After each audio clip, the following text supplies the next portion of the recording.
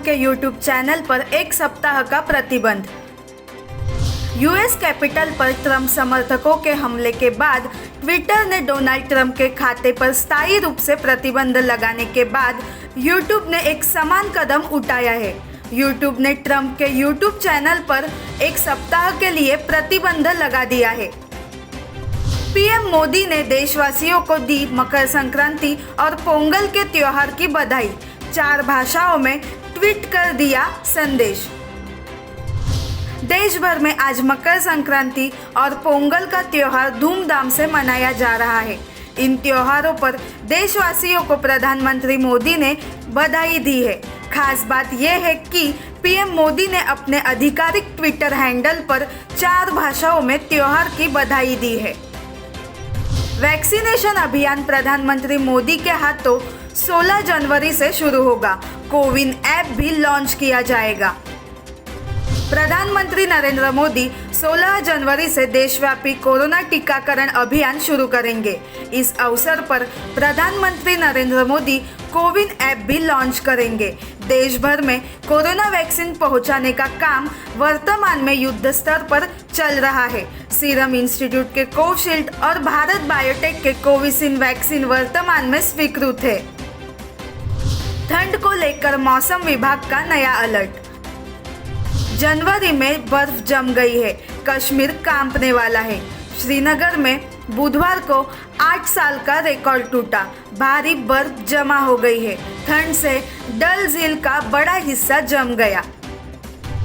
WHO corona महामारी के कारण का पता लगाने के लिए करेगी वुहान दौरा।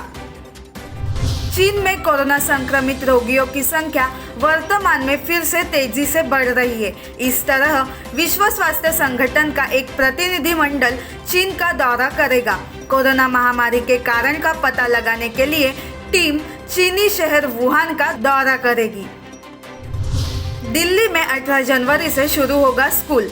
10वीं और 12वीं कक्षा खोलने की अनुमति। दिल्ली सरकार ने बुधवार को राज्य के सभी स्कूलों को 18 जनवरी से 10वीं और 12वीं कक्षा के छात्रों के लिए प्री बोर्ड तैयारी और व्यवहारिक कार्य के लिए खोलने की अनुमति दी है। दिल्ली सरकार द्वारा जारी एक परिपत्र में कहा गया है कि अभिभावकों की सहमति के बाद ही छात्रों को स्कूल बुलाया जाएगा। पुणे में साइड मिरर के बिना वाहनों पर ट्रैफिक पुलिस द्वारा की जाएगी कार्रवाई। पुणे शहर में बड़ी संख्या में दोपहिया वाहन है। बड़ी संख्या में दोपहिया वाहनों के कारण यातायात उल्लंघन की संख्या समान रूप से अधिक है। नियम तोड़ने वाले ड्राइवरों से हर साल अरबों रुपए वसूल किए जाते हैं। हेलमेट की बाध्यता का मुद्दा पुणे में उठाया गया है। अगर पुणे के निवासियों के अंदर बाइक चलाते समय साइड मिरर नहीं है तो उन्हें दंडात्मक कार्रवाई का सामना करना पड़ेगा। लोग व्हाट्सएप के विकल्प की तलाश कर रहे हैं। पिछले 72 घंटों में करोड़ों लोग बढ़े हैं टेलीग्राम की ओर। लोकप्रिय मैसेजिंग ऐप व्हाट्सएप ने अपनी गोपनीयता नीति में बदलाव करने के बाद उपयोगकर्ताओं को अब नए विकल्पों की तलाश है। व्हाट्सएप की नई नीतियों का फायदा अन्य ऐप में भी देखा जा रहा है। नतीजन पिछले 72 घंटों में टेलीग्राम के उपयोगकर्ताओं ने 2.5 करोड़ नए उपयोगकर्ता जोड़े हैं। नवी मुंबई में बर्ड फ्लू का प्रकोप।